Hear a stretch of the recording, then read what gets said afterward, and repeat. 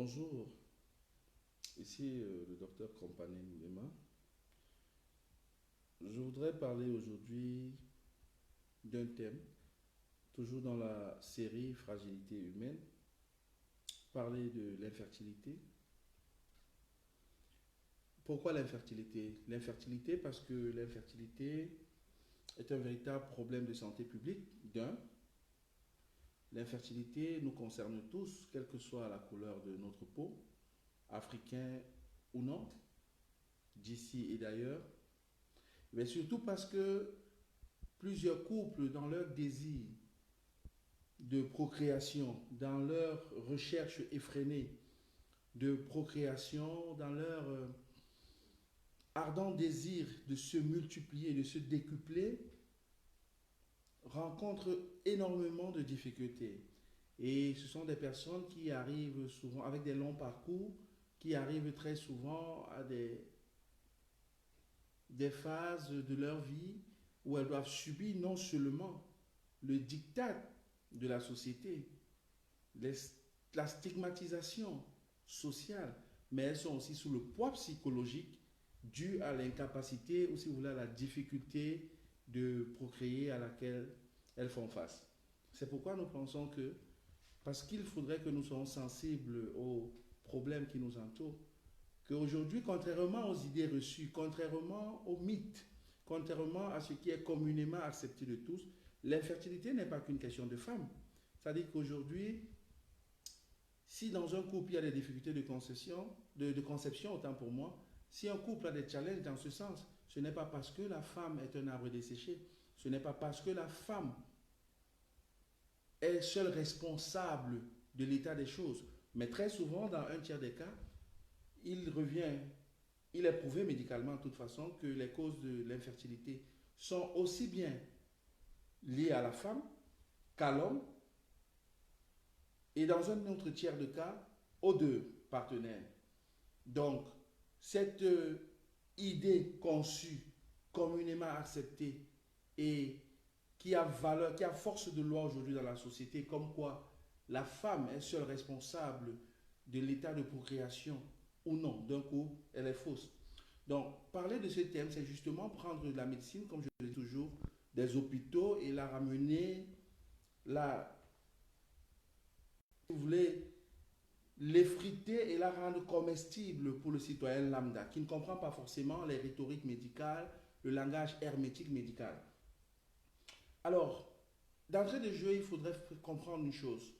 Lorsqu'on parle d'infertilité, on ne parle pas de stérilité. Parce que la stérilité, peut-être une définition de façon en termes de préambule, la stérilité, elle est acquise et actée lorsque un couple qui a régulièrement, autant pour moi, des rapports sexuels, au bout d'un an, ne réussit pas à concevoir. Ce n'est que lorsque cela est fait de façon régulière, pendant un an, je ne parle pas d'un couple qui ne vit pas sous le même toit ou qui de façon sporadique se rencontre, mais un couple qui pendant un an essaye de se multiplier et n'y parvient pas. Ce n'est qu'au bout de cette année-là, après que toutes les autres pistes et toutes les autres raisons et causes, si vous voulez, aient été rassemblées, les causes pour lesquelles le couple a du mal peut-être à concevoir, lorsque cela est donc avéré, lorsque ces causes-là sont réunies et qu'il n'y a toujours pas une suite, alors on peut parler de stérilité. Mais à ne pas confondre avec l'infertilité qui peut être juste un problème temporaire ou passager. Donc, en Afrique, il faudrait comprendre que nous sommes peut-être le continent sur lequel la procréation en soi semble historiquement ne pas présenter un problème, mais paradoxalement, autant en Afrique, nous avons des familles nombreuses, autant nous sommes concernés par la problématique de la conception. Et d'entrée de jeu, il m'importe de nous signaler que la thérapie dans le but d'obtenir des enfants devrait se faire toujours en couple, c'est-à-dire jamais l'homme sans la femme, jamais la femme sans l'homme. Les partenaires devraient toujours faire une thérapie ensemble. Parce que aussi longtemps qu'on n'a pas examiné les spermiogrammes de l'homme, aussi longtemps qu'on n'a pas testé la réserve ovarienne de la femme, il est difficile d'avoir un avis tranché. Maintenant, quelles sont les causes comme ça de l'infertilité chez la femme, rapidement? Oui, en Afrique, nous sommes le continent où on procrée en abondance, mais en même temps, nous sommes en Afrique, le continent sur lequel il y a aujourd'hui pas mal de challenges liés à l'infertilité.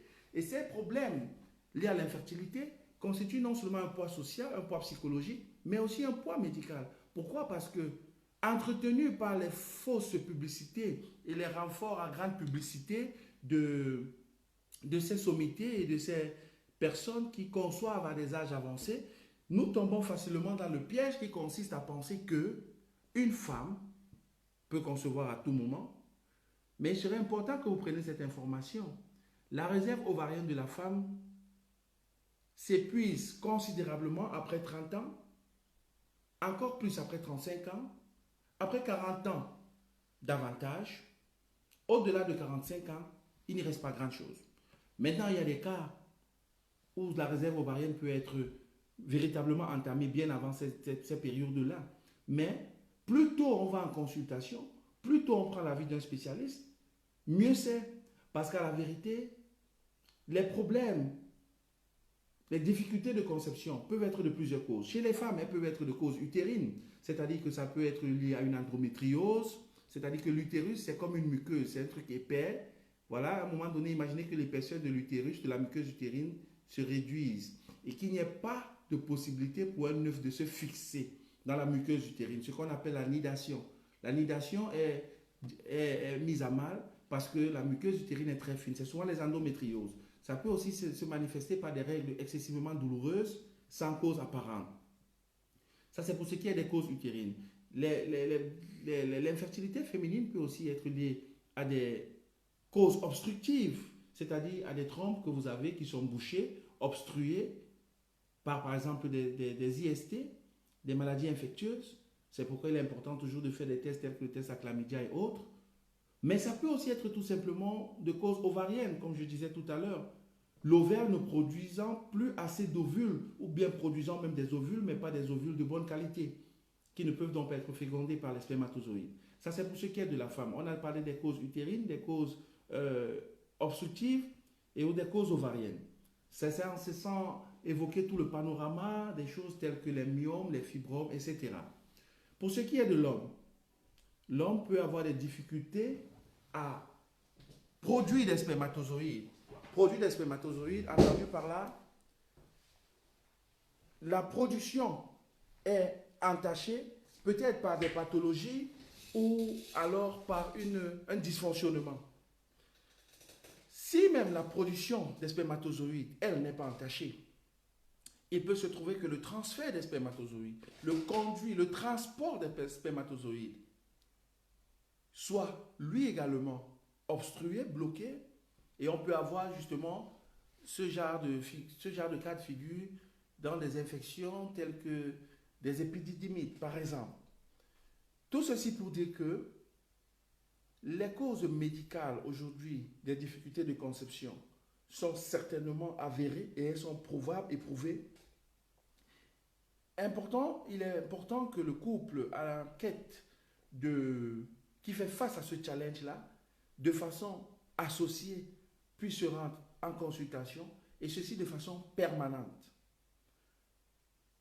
Mais au-delà de la consultation, il serait important de remettre en cause ou bien de mettre à mal tous les mythes et les idées préconçues, les idées généralement acceptées, qui, elles, ne vous permettent pas de prendre une prise en charge rapide. Parce qu'en fait, toutes ces idées préconçues, tous ces mythes ont pour, si vous voulez, pour finalité, de fragiliser un peu votre engouement quelquefois. Je voudrais dire à quelqu'un, quelle que soit la difficulté par laquelle tu passes, vous passerez, votre couple passerait, ou bien quelqu'un de proche passerait pour concevoir, la conception reste, la procréation reste un don de Dieu. Et je pense que ce Dieu-là vous visitera certainement. Mais parce qu'il ne faudrait pas donner à Dieu la responsabilité de faire ce que l'homme peut faire, il vous reviendrait à vous d'aller en consultation, d'aller faire des consultations préliminaires. Et c'est des examens très basiques et très simples. nous pourrons revenir là-dessus de façon plus ample. Mais aujourd'hui aussi, vous voyez, le monde dans lequel nous vivons est un monde de contraires. Pendant que certains perpétrent des meurtres, des crimes ci et là, d'un autre côté, on a des personnes qui souffrent. Pendant que certains croulent de famine, meurent de faim, on en a qui jettent de la nourriture parce que ne pouvant pas faire preuve des caractères de gestion nécessaires. Donc nous sommes dans un monde de contraire. Mais maintenant, lorsque l'on a l'impression qu'un sujet ne nous concerne pas, il faut faire très attention.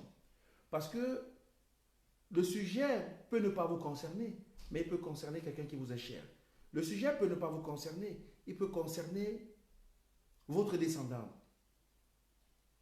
Il peut concerner votre descendance. Autrement dit, parce que nous sommes interconnectés, parce que nous sommes interdépendants, il y a toujours une nécessité de marquer un temps d'arrêt, de prêter l'oreille à la souffrance de l'autre. Nous parlons aujourd'hui de ce thème d'infertilité, parce que c'est un véritable problème de santé publique et qui est pris par le malbout en Afrique. Vous voyez, aujourd'hui, il y a des opportunités, il y a des possibilités, que ce soit la procréation médicalement assistée, que ce soit en thérapie de couple. Moi, je reçois des couples, nous recevons des couples dans ce sens-là. Et je vous assure, il n'y a aucune pathologie à laquelle nous n'adressons des propositions de solutions véritables. Donc, au lieu de vous apitoyer sur votre sort, au lieu de penser que l'issue finale, le verdict médical est final et définitif, prenez la peine d'aller consulter. Rapprochez-vous, contactez-nous, contactez nos collègues, contactez tous ceux qui sont capables de vous dire que oui, le soleil peut encore se lever. Et il ne suffit pas de le dire des mots, mais il faut l'accompagner des actes. Il faut poser des actes qui vont dans le sens de ce qu'on voudrait avoir. Donc vous êtes responsable de votre destin, de votre destinée. Vous êtes un acteur principal, majeur de votre devenir. Donc pour tout ce qui est concerne la procréation ou alors l'infertilité, selon que l'on regarde le verre d'eau, sachez qu'il y a des possibilités aujourd'hui et il nous revient de vous dire, saisissez ces opportunités-là, contactez-nous, faites-nous signe lorsque vous avez besoin d'accompagnement, ci ou là, et nous nous donnerons la peine et le plaisir de vous accompagner parce que personne ne devrait souffrir de la stigmatisation sociale ou sociétale. Personne d'entre nous ne devrait souffrir sous le poids du regard des autres. Personne. Nous devons tous être libérés de tout ce qui peut constituer un handicap véritable dans notre marche méditative collective. Voilà. Donc je ne serai pas long là, c'est juste pour poser. Je reviendrai sur ce thème demain. En fait, je profite pour faire une annonce. Là, nous avons terminé une série de... Nous sommes partis du Cameroun, de l'Afrique, je crois, il y a 1 mois et demi, 6 semaines, parce que nous avions pas mal de choses à faire de ce côté. Mais nous annonçons comme ça que nous serons présents sur le territoire camerounais d'ici quelques heures. Et tous ceux qui souhaiteraient, qui ont écrit jusqu'ici, parce qu'ils souhaitaient nous contacter, pour des consultations médicales, pour des échanges, pour des inputs de quelque nature que ce soit, médicales, spirituelles ou autres, prenez attache avec nous et contactez, si vous voulez bien, contactez-nous comme d'habitude par les canaux qui sont connus sur notre page officielle ou autres, afin que nous puissions apporter davantage des éléments qui vous permettront de vous affermir sur le chemin qui est le vôtre. Vous voyez, le monde dans lequel nous vivons est un monde où il y a beaucoup de challenges, est un monde dans lequel il y a beaucoup de souffrances, est un monde dans lequel il y a beaucoup de peine, il y a beaucoup... Et pour nous qui avons la grâce et le privilège chaque jour de côtoyer des personnes qui croupissent sous le poids de la souffrance, nous pouvons vous dire que ce n'est pas facile à certains moments d'être dans cette position-là.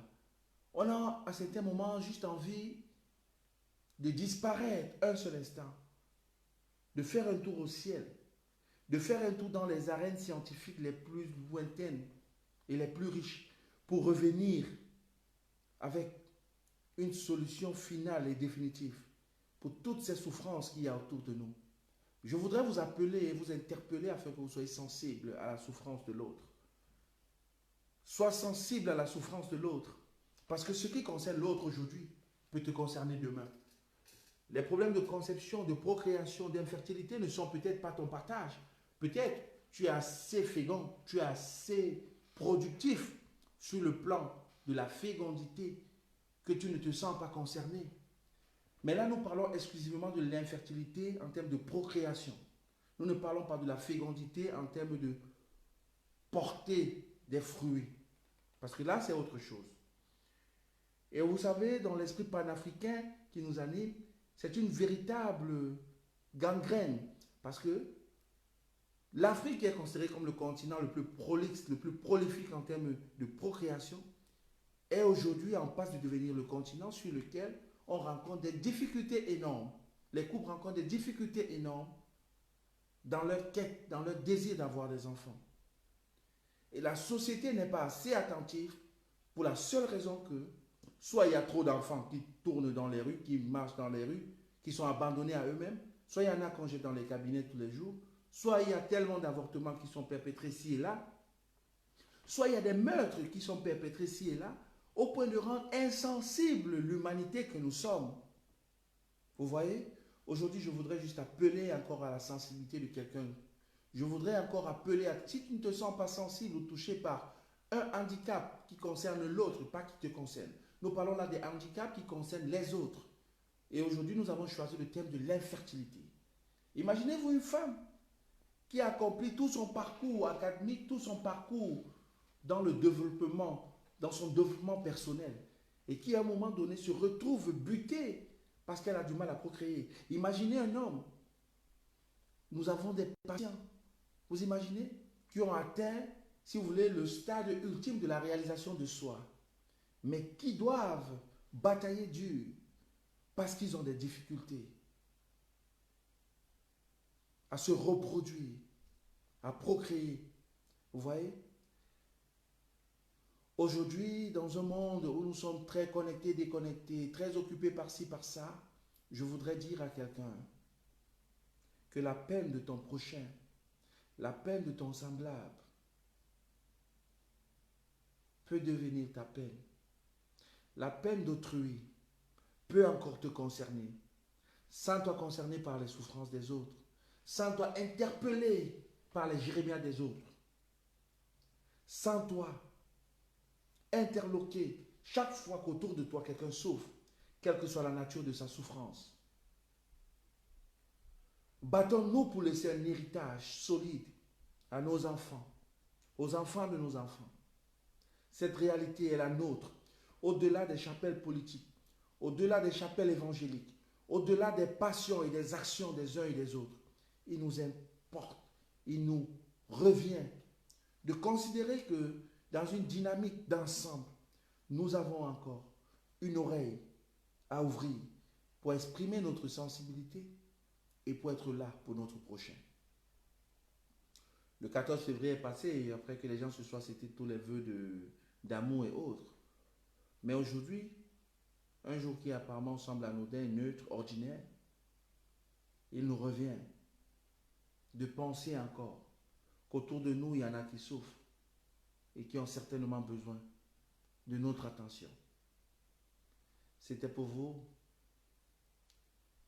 le Dr Compané Moulema, la montagne sensible. L'Afrique, nous arrivons avec une chaleur nouvelle, une bonne dose d'énergie. Tous ceux qui pourront saisir cette grâce-là, saisissez-la.